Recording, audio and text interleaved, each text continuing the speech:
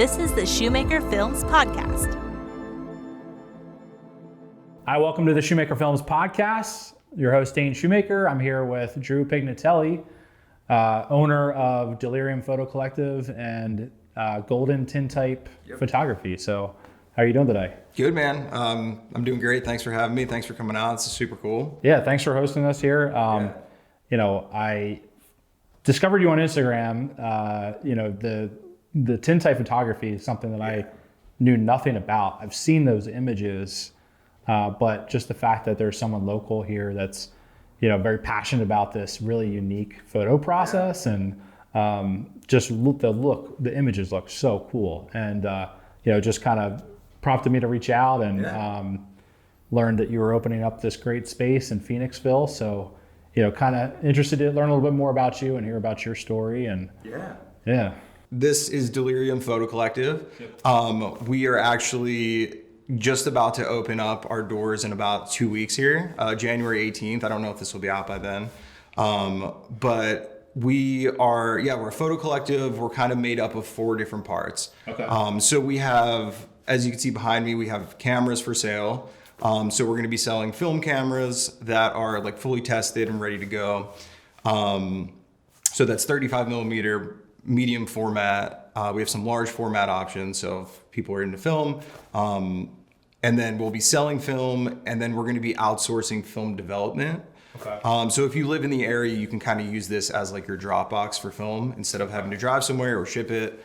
We have a mail slot, you could throw that in, and we're working with a company out of Reading, PA, that is going to be developing the film. And then we have a Tintype studio, which is my thing.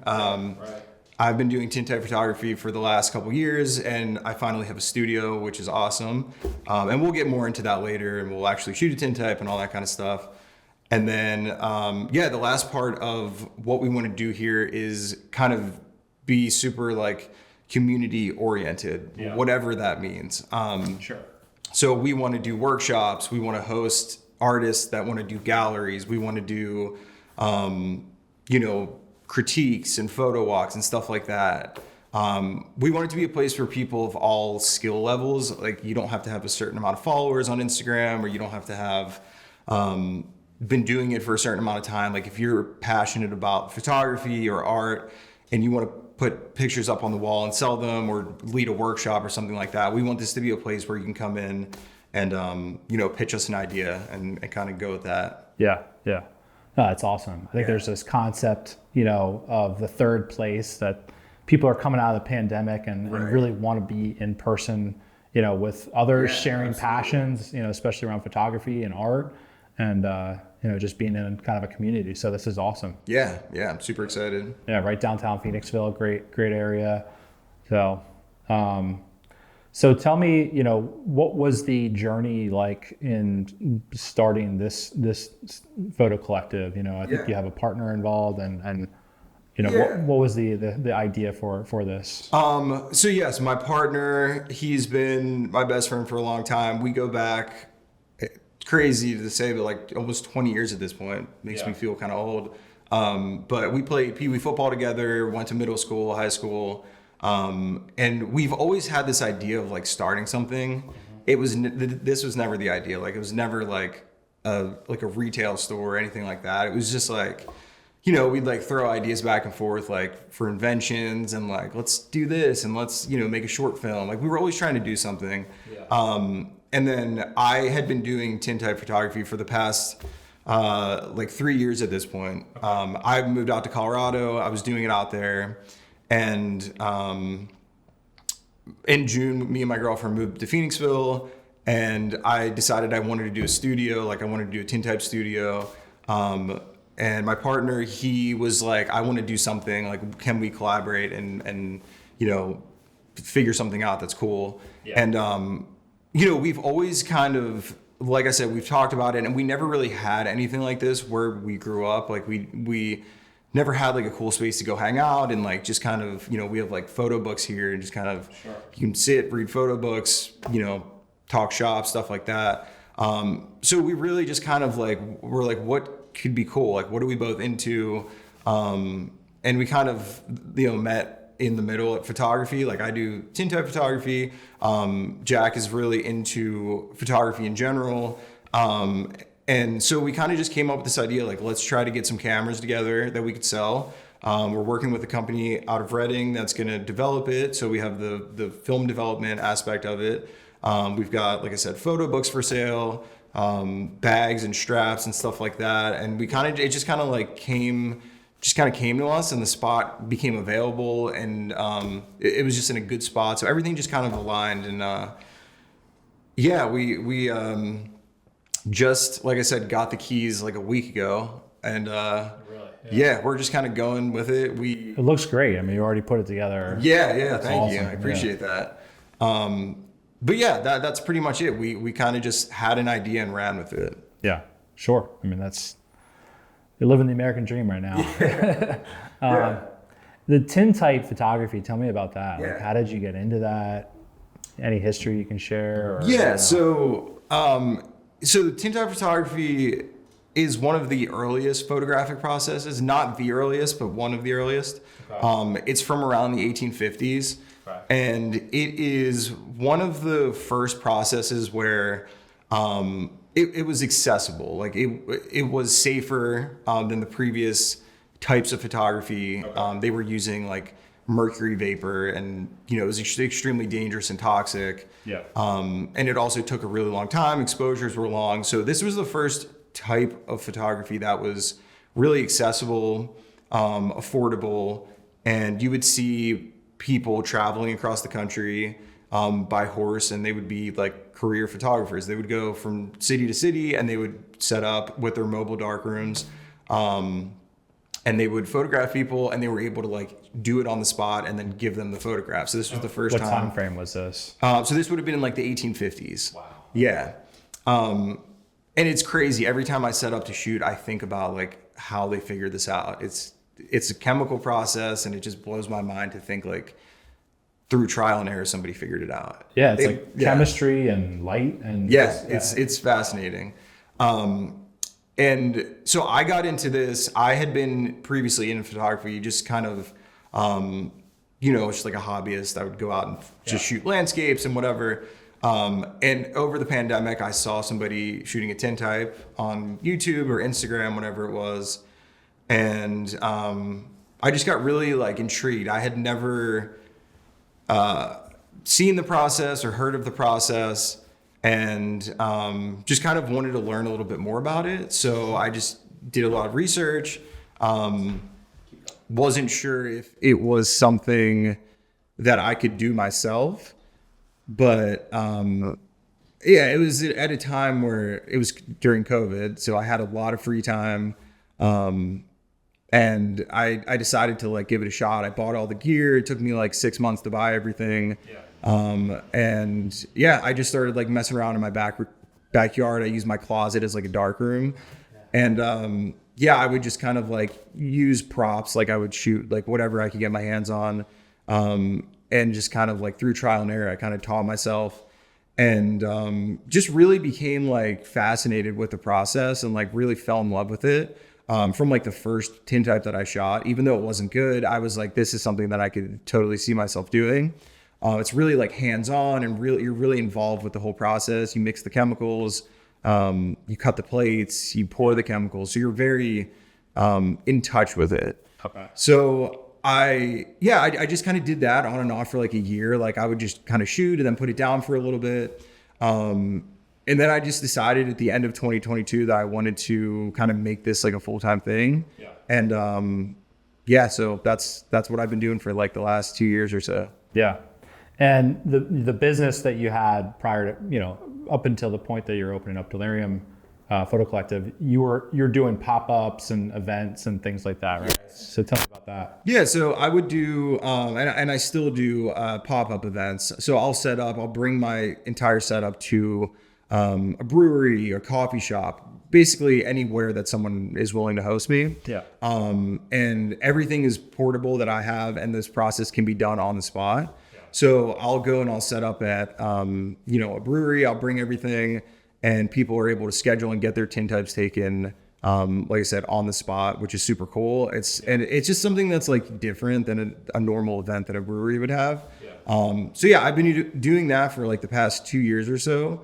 And it's been great. And it's something I'm going to continue to do, but having a studio is nice to be able to like take a step back, not have to transport everything, set everything up. So yeah, I'm excited about the studio, but yeah, I will continue to do pop-up events in the future. Sure. Yeah. So walk me through the actual like process of shooting a tintype photo. Yeah. So back in the 1850s, they would use the cheapest material. So if you're in an antique shop and you see a tintype, like pick it up and it's super like flimsy. So today we use trophy aluminum. It's just a piece of aluminum painted black. And then it gets a chemical called collodion. And that basically is like your piece of film. So you pour that on the plate and then you're going to sensitize the plate in silver nitrate. And that makes it essentially a piece of film. So that makes it light sensitive. At that point, you'll load it up into a film holder and then load it up into the camera, take your shot, take it back into the darkroom, develop it. And then at that point, you'll have a negative. So at that point, it's a lot. It's a lot of steps. It's cool. It's super cool. It takes like 10 minutes or so. You want to have the whole process completed before the plate dries. So the process is called wet plate collodion. If the plate dries, it'll be ruined. So you have like a window of like 10 to 15 minutes or so to do this process. And then once you have the negative, it turns into a positive with photo fixer. So you'll actually see it turn from a negative to positive in real time, which is super cool. It's like magic. So it's awesome. I don't dabble in film at all. I feel like it's like going to be something I do get into at some point. I started off doing photography myself, just as a hobby, like most people, right? And actually, my parents are both photographers, so I feel like I just naturally, was destined to do something with cameras and lenses, right? But I feel like I gravitated more towards video, and obviously, rest is history. But film, camera. I don't really know anything about film photography, and I'm nervous to get into it because I don't feel like I need another hobby. But it seems really cool, and then the tintype photography is like a whole nother level. So it's really cool. Film photography is great. Another thing that I kind of got really into over the pandemic. I just had like endless time to do my hobbies and stuff.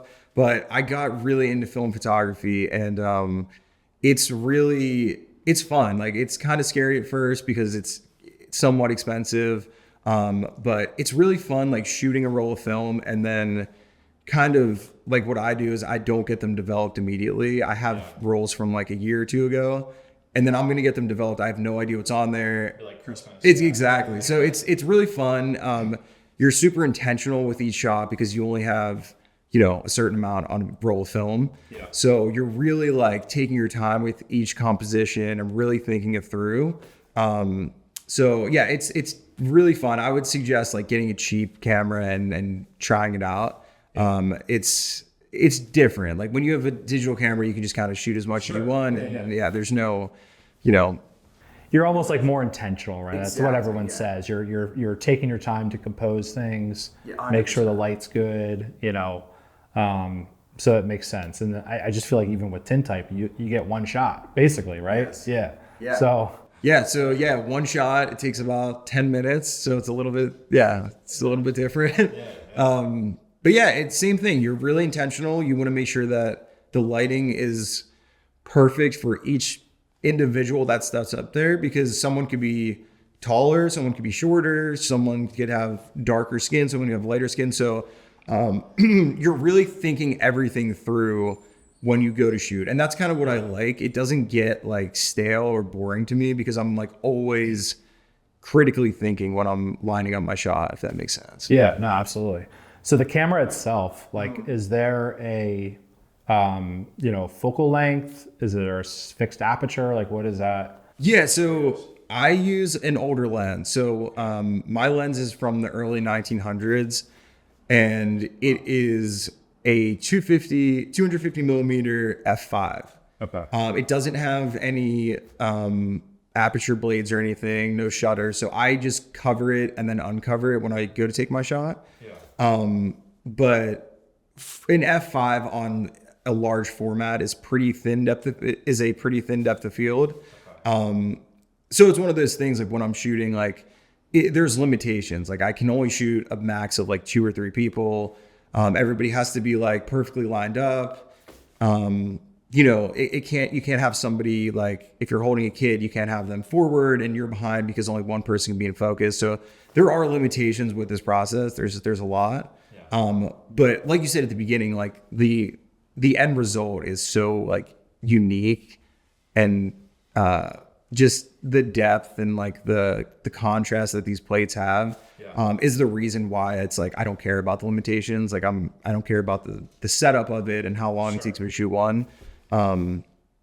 But yeah, it's an interesting process. Yeah, absolutely. Yeah, I mean it's fascinating. Yeah. So yeah, I guess like, you know, just in terms of the chemicals, are they expensive? Like all the equipment, like the maintenance of the camera, like it's not like something you can drop it off to get repaired if you need it, right? Yeah. Yeah. So I use more modern equipment. So my lens is super old. Okay. My camera they probably stopped making that model in like the 90s. So I could find like replacement parts. And the process is more modernized. Like I use strobes, like they didn't have lights back in the day like that. They didn't have like reflectors and stuff like that. So it's definitely more modernized, but at its core, it's the same process, same chemicals and all that. Yeah. But yeah, there's a lot of things to get into it. So like if you're trying to get into this process, there's a lot of things that you need. But when I started, I didn't have the reflector. I didn't have the lights. I didn't have like all this stuff that I have now. I got basically like the cheapest camera I could find and chemicals basically. Right. And then the rest, I kind of like, as I shot, I accumulated more stuff. I was, you know, I would be like, oh, I need to improve on this. I need to improve this. I would slowly buy stuff. But if you're trying to get into this process, it's doable. Like you don't have to go all out. You can make a set for pretty cheap. Yeah. Yeah. Okay. Cool. Where would one buy a Tintype camera? I mean, pretty much eBay. Like eBay. Some camera shops will have like this one up here. That's a 4x5 camera. So like you can shoot a Tintype in any camera actually. Oh. So like you can use a 35 millimeter film camera, medium format. You just have to have a way to hold the plate in the camera. I would recommend anyone that's going to start get a cheap 4x5. Okay. You can find them on eBay, Facebook Marketplace, like. They use them in schools and stuff, and they just kind of like don't anymore. So people get rid of them for really cheap or just kind of give them away. I've gotten some free ones in the past. Okay. But yeah. Cool. Yeah. And just in terms of, you know, people coming in to book photos for the Tintype, do you want to talk about like booking or what pricing or anything? Yeah, so I've currently got 3 sizes available, a 4x5, 5x7, and I just went up to 8x10, so it's really big. And you can schedule on my website, and you can come in, get a Tintype taken. You could see the entire process start to finish, which is super cool. I like to make it like more of an experience rather than you just come in and you're out in like 10 minutes. Yeah. So my scheduling is typically like an hour for a Tintype. Okay. And that's really just to get people in here, get them comfortable. You're going to be in front of a camera and lights and stuff. And I want them to just kind of like have trust in me and kind of be relaxed. I don't want them to be, like tense and on edge when I'm about to take a picture of them that's going to last 100 years, 200 years. Right. So yeah, I want it to be more of an experience. I like to take people into the darkroom if they're interested in that and kind of show them the process. But yeah, so you can book through my website. And I'm currently with the size of the studio and everything, I'm doing like a max of 3 people per Tintype. Okay. You can bring your pet in if you can hold your pet, which is always interesting, shooting pets. Yeah. But yeah. Nice. So what about Delirium Photo Collective? You're opening up around, you said January 18th? Yeah, so the 18th is our target date. Okay. Yeah. This will probably be out around that time. Cool. So, yeah. And what about, so you have cameras for sale. Can people rent this out for events or anything like that? Or are you trying to host your own events? Yeah. So what's your vision for some of those? Yeah, it's very open-ended at the moment. Okay. So we want to do events. I want to do Tintype workshops. I want to host other photographers or artists. Yeah. I'm very much into photography, but I say artists because I don't want to limit it. If Jack wants to host another type of artist, that's completely fine. We're open to anything. Yeah. We want to do film developing workshops. So at home film developing, if you shoot 35 millimeter. And then we want to use other people's ideas. So if you wanted to do a video, a video shoot or a workshop, and you don't have a studio or a space, we want this to be kind of an empty space for whatever. We're going to have our hours in the day for retail and buying cameras, dropping film off. But when we close at 4 o'clock or 5 o'clock, we want it to be whatever anybody's interested in. I know that kind of sounds crazy, but that's kind of what we wanted to do. Or when we started this, we're let's keep it open-ended. We don't want to be we only do these things. If that makes sense. Makes sense. Yeah. That's cool. Yeah. Cool. It's awesome. Yeah, man. I'm excited. Yeah, I'm excited for you too. Congratulations on this space and business. And so it's really exciting. So where can what's the address here and where can people contact you? Yeah, so we are at 218 Church Street in Phoenixville. Okay. Right next to the giant church. Okay. And we are Delirium Photo Collective on Instagram. DeliriumPhotoCollective.com, and that's where you can book a Tintype. You could check out our inventory. You could see any upcoming events. What else do we have on the website? You can buy prints on there. Okay. Yeah, everything is going to kind of be there and on Instagram for the most part. Where'd the name come from, Delirium? I don't know. We just were brainstorming, and me and Jack are very particular about stuff, and we didn't want to sit there and be oh, what about this name, and then shoot down a million different names. So one of us threw the name out there, and we were all right, let's just go with it. And then it kind of just turned into this thing, and the domain was available. Exactly. Yeah. It just worked out, but I got to a point where I was if we don't pick something, I'll go for 6 months just what about this name? What about this name? So we kind of just pulled the trigger. No real significance to it. It's cool. Yeah. Yep. Cool.